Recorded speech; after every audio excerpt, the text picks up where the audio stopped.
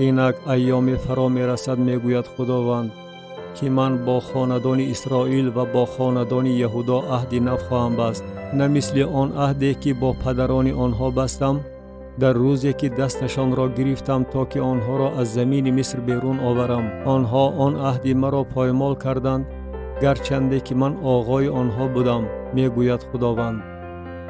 چنین عهد من با خاندان اسرائیل بعد از آن ایام خواهم بست، میگوید خداوند.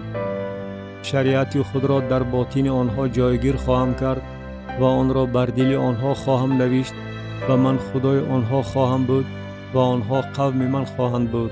و کسی به یار خود و کسی به برادر خود دیگر تعلیم دادن نخواهد گفت خداوند را بشناسید، زیرا که همه‌شان از خور تا کلان مرا خواهند شناخت، میگوید خداوند.